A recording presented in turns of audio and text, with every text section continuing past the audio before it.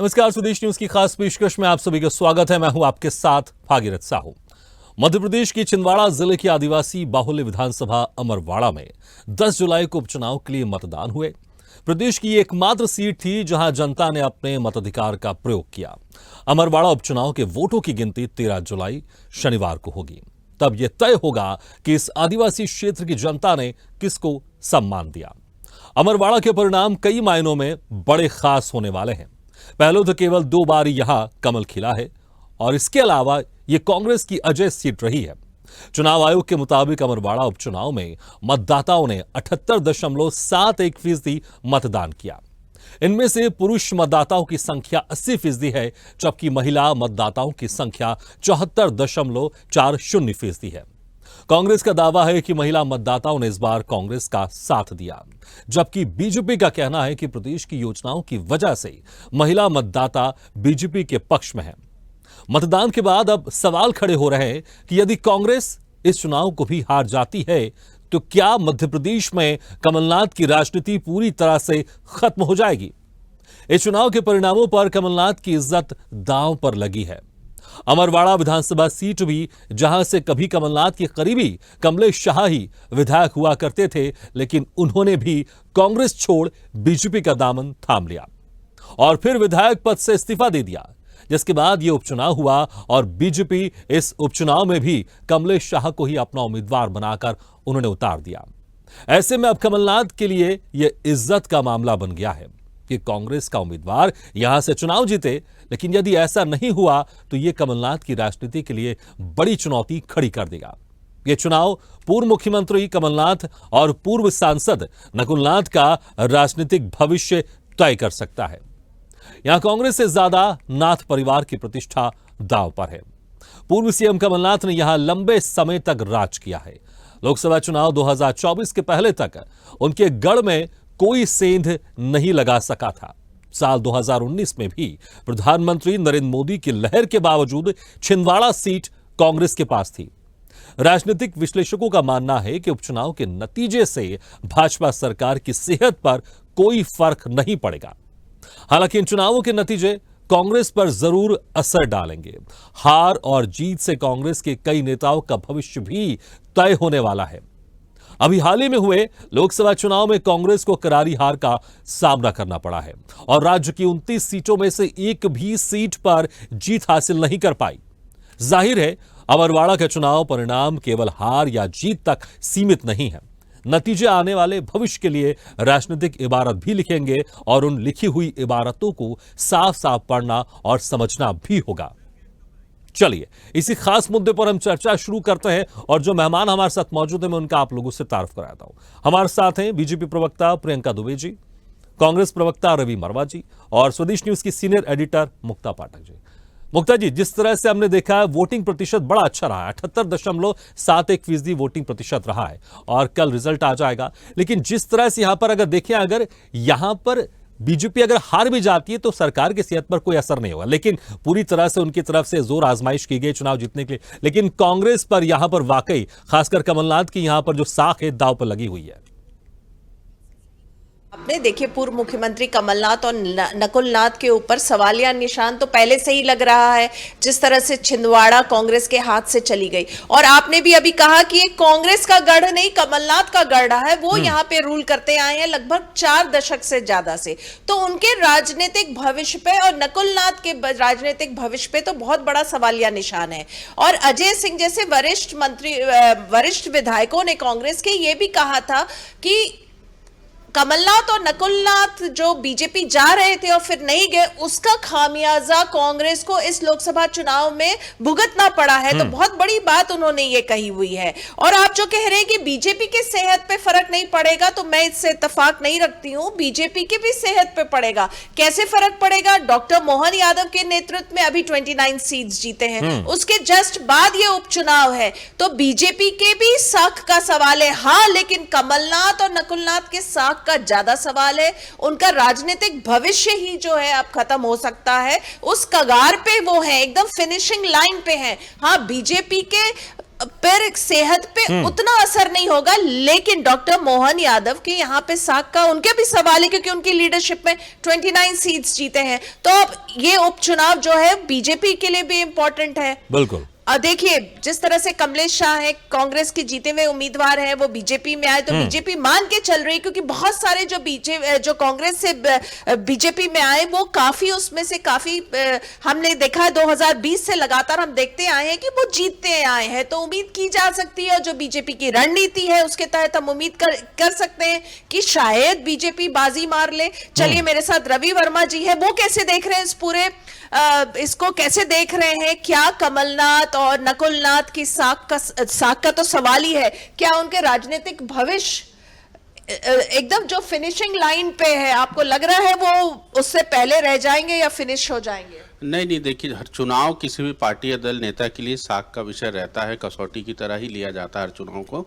लेकिन इस देश ने, प्रदेश ने देखा है कि एक चुना हुआ व्यक्ति, जो कांग्रेस ने सीट जीती थी और भारतीय जनता पार्टी मैंडेट से बहुत अधिक थी, लेकिन विपक्ष मुक्त चुनाव, विपक्ष मुक्त राजनीति, भारतीय जनता पार्टी को लोकतंत्र की हत्या करने की एक आदत हो चुकी है। जिस तरीके से संसद में भी उन्होंने सांसदों को निलंबित किया, काले कानून थोपना, एक हिटलरशाही की राजनीति इस देश प्रदेश में लगातार भारतीय जनता पार्टी कर रही है। उसी का परिणाम है कि आज ये चुनाव, उपचुनाव की मध्य प्रदेश में होने की नौबत आई। तो प्रदेश की जनता, अमरवाड़ा की जनता ने भी देखा है कि ऐसा क्या कारण है कि कमलेश शाह जो कांग्रेस में रह के विकास नहीं कर सकते थे, वो भाजपा में रह के करेंगे। जब जनता ने कमलेश शाह को जिताया था तो फिर ऐसी क्या नौबत आई? तो ये भारतीय जनता पार्टी का दोहरा चरित्र है कि लगातार इनको विकास से कोई लेना देना नहीं होता है, केवल जोड़ तोड़ की राजनीति करना, खरीद फरोख्त की राजनीति करना, प्रदेश या देश में एक तरफा माहौल बनाना भारतीय जनता पार्टी की आदत में हो चुका है। लेकिन कांग्रेस भी तो अपने कार्यकर्ताओं, नेताओं को रोक नहीं पाती है। नहीं, लगातार ऐसा नहीं है। इस चुनाव के पूर्व हम देखेंगे, विधानसभा चुनाव के दौरान भारतीय जनता पार्टी के तमाम नेता, विधायक, मंत्री टूटकर कांग्रेस में आई। ये आना जाना व्यक्ति की नियति पर डिपेंड करता है कि उसकी नियत क्या हो सकती है। कोई भी दल किसी व्यक्ति को बांध के नहीं रख सकता है। भारतीय जनता पार्टी के तमाम नेता छोड़कर आए तो, लेकिन मुख्य बात यह हो जाती है कि अमरवाड़ा की जनता ने कांग्रेस को जिताया था और लगातार कांग्रेस ने आदिवासी वर्ग का साथ दिया है। तो ऐसी स्थिति में भारतीय जनता पार्टी ने जिस तरीके की तोड़फोड़ की राजनीति की है, जनता के जनादेश को खंडित किया है, लूटने की जो कोशिश की है, उसका परिणाम अमरवाड़ा में भारतीय जनता पार्टी को भुगतना होगा। जी भागीरथ जी। ठीक है प्रियंका जी, देखिए जिस तरह से अब रिजल्ट आने वाला उपचुनाव का, बीजेपी की सरकार पर, यहां पर उसकी सेहत पर इससे कोई असर नहीं पड़ेगा। लेकिन जिस तरह से विधानसभा चुनाव भारी बहुमत से जीता बीजेपी ने, लोकसभा चुनाव में 29 की 29 सीटें जीती, अगर ये उपचुनाव आप लोग हार जाते हैं तो कहीं ना कहीं आप लोग की जो मजबूत स्थिति है मध्य प्रदेश में, उस पर आघात तो होगा, उस पर ठेस तो पहुंचेगी। लेकिन कितने कॉन्फिडेंट है आप इस जीत के लिए? 100% कि हम इस जो चुनाव को है विजयश्री प्राप्त करेंगे। उसका एक नहीं, हमारे पास क्रमशः कई आधार है। जिस तरह से हमने हमेशा एक हमारा ध्येय वाक्य रखा कि सबका साथ सबका विकास, इसको ध्यान में रखते हुए अगर हम बात करें आदिवासी समाज, अनुसूचित जनजाति समाज की जिनकी हम बात करते हैं, आज इनके उत्थान के लिए 40,804 करोड़ रुपए का बजट पेश किया, जो पिछले बजट की तुलना में 3,600 करोड़ रुपए बजट ज्यादा है।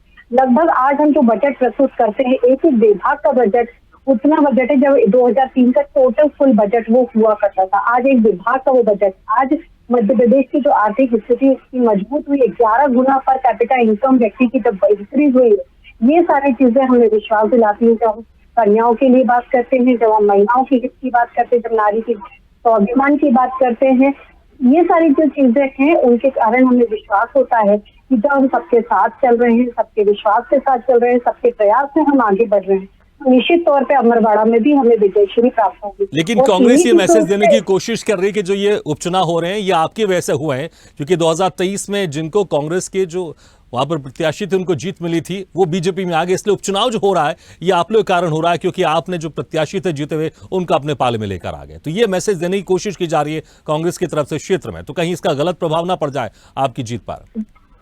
कोई भी जनप्रतिनिधि की जिम्मेदारी सबसे प्रति उसके क्षेत्र की जनता के लिए होती है, उसके बाद में उसके राष्ट्र के लिए उसकी भूमिका निर्धारित करती है। तो दलगत राजनीति से ऊपर उठ करके सोचता है, यही चीज कमलेश शाह जी ने करी, जब उन्हें दिखा कि विकास की धारा मध्य प्रदेश में जो सरकार है उसके साथ में मिलकर के वो अपनी जनता को और भी ज्यादा लाभान्वित करते हैं, अपने कर्तव्यों का पूरी स्वतंत्रता के साथ निर्वहन कर सकते हैं। किसी एक गढ़ या किसी एक किले के अंदर बंद करके लोकतंत्र में व्यक्ति नहीं रह सकता।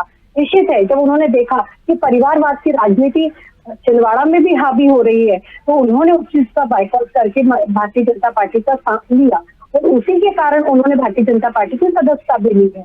और निश्चित है कि अगर उन्होंने इस विश्वास के साथ भारतीय जनता पार्टी को ज्वाइन किया है तो निश्चित है जनता भी उनके ऊपर विश्वास करेगी और उन्हें पुनः विजयशील प्राप्त करवाएगी।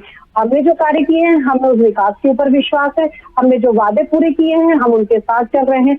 इस तरीके से हमने जो कहा है, हमने जमीनी स्तर तक उसको 100% पूरा करने की पूरी तरीके से कोशिश करी है और संवाद और संपर्क के माध्यम से हम सदैव जनता के बीच में उपस्थित रहते हैं। इस कारण हमें निश्चित है कि लोकसभा में जिस प्रकार जनता ने हमें आशीर्वाद दिया है छिंदवाड़ा में, इस विधानसभा चुनाव में भी हमें विजय निश्चित तौर पर प्राप्त होगी। ठीक है, परिवारवाद का आपने जिक्र किया। रवि वर्मा जी, देखिए छिंदवाड़ा में परिवारवाद का जिक्र लगातार बीजेपी करती आई है। लोकसभा चुनाव में इसका नुकसान भी हुआ, वहां पर बीजेपी के प्रत्याशियों को अच्छी खासी लीड के साथ उनको विजय मिली। अब यही अमरवाड़ा में भी जिस तरह से जो आप लोग के प्रत्याशी थे जीते हुए अमरवाड़ा से बीजेपी में शामिल हो गए, परिवारवाद यहाँ पर एक वजह सामने आ रही है। तो कैसे छिंदवाड़ा नहीं बचा सके, अमरवाड़ा क्यों कितना कॉन्फिडेंट है आपको लग रहा है कि अमरवाड़ा आप लोग बचा पाएंगे, जबकि प्रदेश में बीजेपी की सरकार है, केंद्र में बीजेपी के नेतृत्व वाली एनडीए की सरकार है, क्यों आपको लग रहा है? देखिए भागीरथ शाह जी, बड़ा ही बचकाना सा उनका एक सवाल है, उनका तर्क है, उसके तर्क में कोई भी एक आधार ठोस नज़र नहीं आता है। परिवारवाद की बातें वो लोग कर रहे हैं। इस देश में, प्रदेश में लगातार भारतीय जनता पार्टी के नेताओं के परिवारों के नाम में गिना सकता हूँ। आकाश विजयवर्गीय किस घर परिवार से आते हैं, दिवंगत नेता कैलाश सारंग जी के पुत्र विश्वास सारंग जी राजनीति में हैं, कृष्णा गौर जी हैं, तो इन्हें अपना परिवारवाद नहीं दिखता है, इन्हें कांग्रेस का परिवारवाद दिखता है। जनता की जो मुद्दे पर असल बात होनी चाहिए, जनता से जो वादे किए हुए थे उन पर बातचीत होनी चाहिए, उस पर बातचीत ना करके ये बताएं कि छिंदवाड़ा की बहनों को 3000 रुपए अब तक क्यों नहीं मिल रहे हैं, ये बताएं कि किसानों को 3100 रुपए की जो बात थी वो फसल 3100 की क्यों नहीं हो रही। मूल मुद्दों पर चर्चा ना करके ये परिवारवाद कौवा कान ले गया की तर्ज पर जनता का ध्यान भटकाने की कोशिश करते हैं। तो छिंदवाड़े की जनता या अमरवाड़ी की जनता इस तरह की बातों से, प्रियंका जी की बातें अगर सुन रही होगी या इनके नेताओं ने जिस तरीके के वहां प्रचार में बातें की हैं, जनता हंस रही है, जनता मजाक के रूप में इनकी बातों को ले रही है कि क्या मजाक बना रखा है। असल मुद्दे तो यह है कि 3000 रुपए देने की बात थी, वो 3000 रुपए क्यों नहीं मिले, जो 3100 की खरीद की बात थी वो क्यों नहीं हुई। तमाम ऐसे मुद्दे हैं जिसके बल पर भारतीय जनता पार्टी को एक बड़ी चोट मिलने वाली है, क्योंकि परिवारवाद आज कोई एक विषय नहीं है। कमलनाथ जी ने लगातार वहां की सेवा की है, एक अभिभावक के रूप में, एक संरक्षक के रूप में कमलनाथ जी जाने जाते हैं छिंदवाड़ा में, और उनकी छवि को ही देखते हुए छिंदवाड़ा की लगातार जनता उसे स्नेह करती है और एक बड़ी जीत के और लगातार कांग्रेस का साथ दिया है। ठीक है, लोकसभा में परिणाम हमारे विपरीत रहे, लेकिन विधानसभा के परिणाम तो आपके खिलाफ थे साहब, उसे तो स्वीकार करिए। हार होती है, लेकिन विपक्ष के मुक्त जो चुनाव जो है भारतीय जनता पार्टी चाहती है, विपक्ष के बिना जो राजनीति चाहती है, हिटलरशाही जो राजनीति है जो भारतीय जनता पार्टी की, उसको लेकर ही तो राहुल गांधी जी कहते हैं कि मैं मोहब्बत की दुकान इस देश में खोलना चाहता हूं। तो छिंदवाड़े की जनता मोहब्बत की दुकान को पसंद करने वाली है, नफरतियों की दुकान पे कल ताला लग जाएगा। ठीक है मुक्ता जी, देखिए परिवारवाद की जो बात है ये वाकई लोकसभा चुनाव में बड़ा बीजेपी की तरफ से इस मुद्दे को लेकर घेरा जा रहा था, उसका असर भी देखने को मिला। अब जिस तरह से रवि वर्मा जी कह रहे हैं कि ये कोई मुद्दा नहीं है, लेकिन मुझे लगता है वाकई ये एक मुद्दा बन गया था लोकसभा चुनाव में, जिसका असर हमने लोकसभा चुनाव में देखा छिंदवाड़ा में। लेकिन अब यहां पर देखिए राज परिवार और दरबार की बात तो जरूर हो रही है, क्योंकि जो कांग्रेस के जो प्रत्याशी हैं वो जिस परिवार से बिलोंग करते हैं वहां पर एक धार्मिक आस्था है लोगों की, और कमलेश शाह भी उनका भी एक राज परिवार वहां पर लोगों के बीच में एक अच्छा खासा प्रभाव रखता है। तो यहां पर जिस तरह से हम देख रहे हैं दोनों तरफ से प्रत्याशी मजबूत हैं, लेकिन पार्टी यहां पर मुझे लग रहा है कि शायद ज्यादा पार्टियां पर असर होने वाली है। क्या जनता यह जरूर देखने वाली है क्या मध्य प्रदेश में किसकी सरकार है, केंद्र में किसकी सरकार है, या फिर जो लोकल मुद्दे जिस तरह से रवि वर्मा जी कह रहे हैं, क्योंकि लोकल मुद्दे तो हमने देखा लोकसभा में चुनाव में उठाए गए थे, लेकिन इसका असर कुछ नहीं देखने को मिला। देखिए जनता कई बार ये भी देखती है कि सरकार किसकी है, तो सरकार यहाँ बीजेपी की है, केंद्र में किसकी है, बीजेपी की है, तो विधायक ऐसा चुनते हैं जिससे उनके काम हो और आसानी से हो। तो जनता आजकल इतनी स्मार्ट है जो समझती है, तो जनता ये कर सकती है कि वो कमल को वोट दे, और कमलेश शाह पहले भी कांग्रेस से जीते हुए कैंडिडेट हैं। लेकिन कांग्रेस ने इस बार जो प्रत्याशी उतारा है वो मानना पड़ेगा कि एक बहुत सोची समझी रणनीति के तहत उतारा है उन्होंने, जिससे आस्था जुड़ा हुआ है, आस्था का सवाल है, आदिवासियों के आस्था का सवाल है।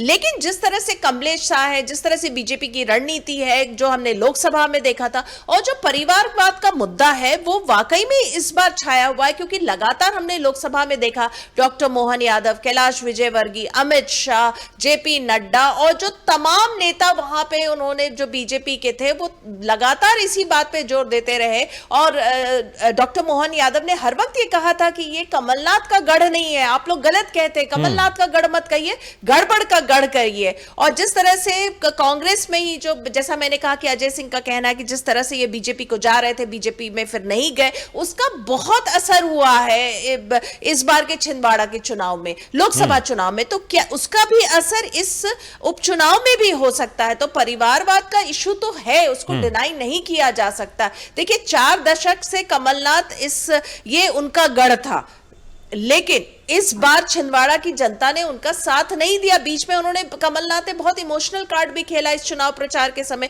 उन्होंने ये कहा कि मेरे से क्या गलती हुई, और फिर उन्होंने विश्वास भी जाहिर किया कि जो कांग्रेस के कैंडिडेट है वो विधानसभा में उनके साथ में बैठेंगे। तो इस तरह के उन्होंने सारे कार्ड्स तो खेलने की कोशिश की है। बिल्कुल, वाकई देखना होगा अब ये कार्ड किस तरह से कमाल कर पाते हैं। लेकिन प्रियंका जी देखिए, जब तक कांग्रेस की तरफ से प्रत्याशी घोषित नहीं हुए थे, ऐसा माना जा रहा था मुकाबला एक तरफा है, क्योंकि जो कमलेश शाह हैं ये पिछले बार 25,000 मतों से ये जीते थे, जो मोनिका मनमोहन शाह भट्टी आप लोग की तरफ से प्रत्याशी थे। लेकिन जैसे प्रत्याशी घोषित हुए, धीरेन्द्र शाह अनवाती जैसे मैदान में आए, उसके बाद लगा कि ये वाकई कांटे की टक्कर होगी। और अभी भी मुझे लगता है कि कांटे की टक्कर तो देखना होगा कि विजयश्री किसको हासिल होगी। लेकिन यहां पर जिस तरह से मुद्दे की बात करें रवि वर्मा जी, क्या वाकई मुद्दे की बात होगी या फिर पार्टी के हिसाब से यहां पर जनता वोट करने वाली है?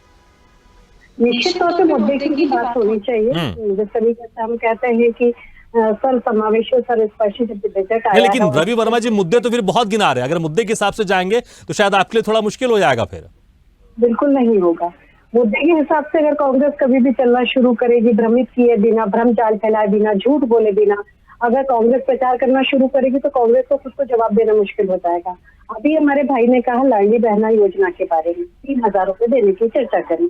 आप सब भी इस चीज के पूर्णतः से साक्षी हैं कि जहां जहां भी लाडली बहना योजना की चर्चा जब भी की जाती थी, इसको कहा जाता था कि अभी मैं 1,000 रुपए दे रहा हूँ, फिर 1,250 दूंगा, फिर 1,500 रुपए की घोषणा की गई, फिर उन्होंने कहा कि बढ़ा के इसको 1750, 2,000, फिर 2,000। लेकिन प्रियंका जी, इस बजट में उम्मीद थी कि शायद कुछ राशि बढ़ेगी, लेकिन वो राशि कुछ बढ़ी नहीं। ये इस चीज का इसका क्रम हमेशा माननीय पूर्व मुख्यमंत्री हमारे और वर्तमान के कैबिनेट मिनिस्टर शिवराज सिंह चौहान भाई साहब ने हमेशा कहा कि इसको मैं क्रमशः बढ़ाता हुआ इस योजना को चलाऊंगा। हमेशा वो जिस भी स्टेज पे होते थे, आपने देखा होगा इसी क्रम में वो इस योजना की चर्चा करते थे। उन्होंने कभी ये नहीं कहा कि मैं सीधे 3,000 रुपए दूंगा। आप किसी भी स्टेटमेंट को उठा करके देख लीजिए, आप कोई भी एक भी स्टेटमेंट में जो बता दीजिए, उन्होंने क्रमशः इस राशि को बढ़ाने की चर्चा की गई थी। तो क्रमशः जब उसकी उन्नति की जा रही है तो निश्चित तौर पर जो 3,000 का लक्ष्य रखा गया है वो भी पूर्ण होगा। तो इसके लिए चिंतित होना या भ्रमित करना, लेकिन कांग्रेस के प्रत्याशी को क्या बीजेपी चुनौती मांगती है वाकई? क्योंकि वहां के लोगों में एक बड़ी आस्था इस परिवार को लेकर।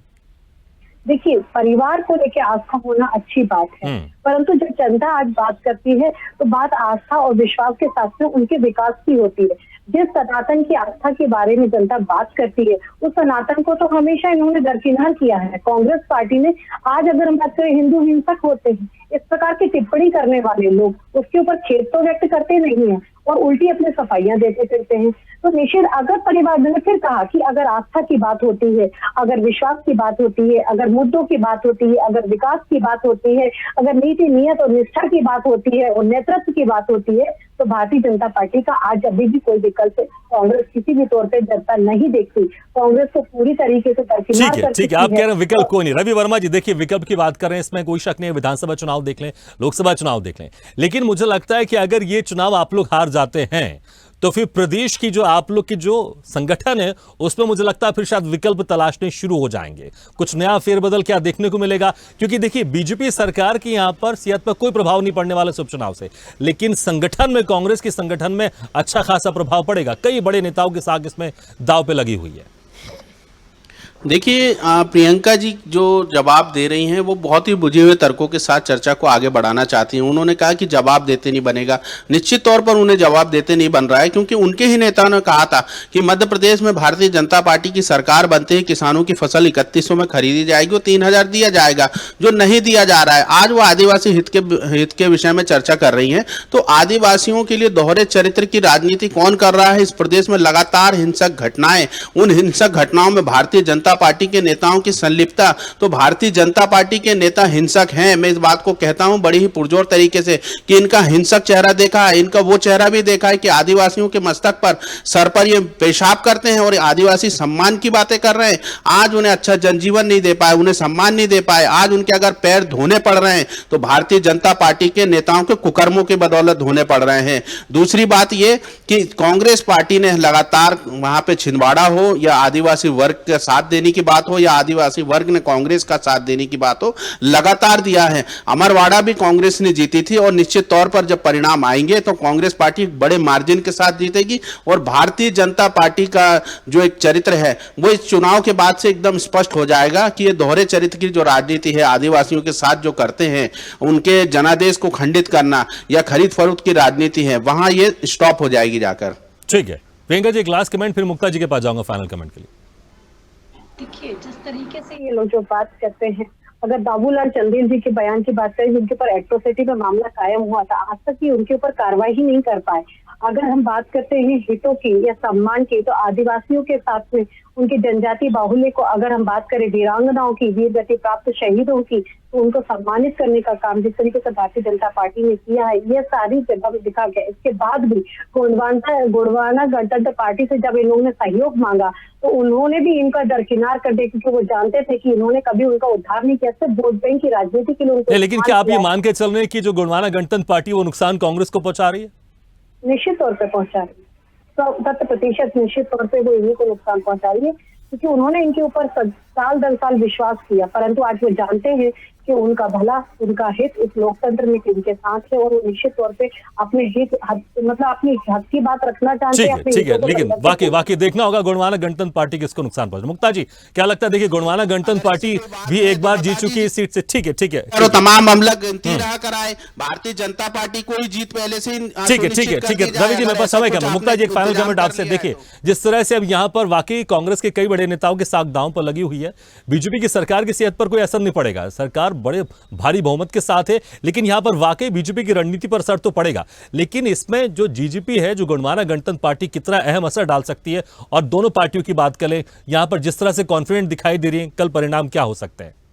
जी बिल्कुल, कल रिजल्ट आ ही जाएगा और बीजेपी की जो रणनीति है उस पर सवाल उठ सकते हैं अगर परिणाम उनके फेवर में नहीं। और कांग्रेस के बहुत सारे नेताओं के वो जो है फिनिशिंग लाइन को क्रॉस कर देंगे, जैसा हम लगातार बात कर रहे हैं। साख पे तो सवाल उठ ही रहा है और हम उम्मीद कर सकते हैं कि कांग्रेस में फिर बड़े व्यापक स्तर पे फेरबदल हो। बिल्कुल, वाकई देखना होगा ये परिणाम अब क्या कुछ गुल खिलाते हैं। बहुत बहुत शुक्रिया आपसे मेहमानों का। प्रियंका जी आपका शुक्रिया, रवि वर्मा जी, मुक्ता पाठक जी, बहुत बहुत शुक्रिया आप सभी का हमारे इस खास चर्चा में शामिल होने के लिए। तो जिस तरह से अब यहाँ पर अब कल परिणाम आ जाएंगे उपचुनाव के अमरवाड़ा के, और पिछले बार 2023 में देखें तो यहाँ पर कमलेश प्रताप शाह, जो कमलेश शाह है वो यहाँ पर तकरीबन 25,000 वोटों से जीत हुई थी उनकी, लेकिन उस वक्त कांग्रेस के प्रत्याशी थे। अब बीजेपी के प्रत्याशी, देखना होगा पिछली बार जीत कायम रख पाते हैं या फिर बीजेपी जिस तरह से रणनीति के साथ मैदान में उतरी है, बीजेपी की रणनीति कितनी काम आती है, और अगर कांग्रेस के हिस्से में हार जाती है तो वे क्या कुछ फेरबदल देखने को मिलेगा। लेकिन वाकई यहां सम्मान की बात, ये उपचुनाव का रिजल्ट। इसी के साथ हमारे खास पेशकश में फिलहाल इतना, लेकिन खबरों का सिलसिला लगातार जारी। आप देखते रहिए स्वदेश न्यूज, सबसे पहले देश।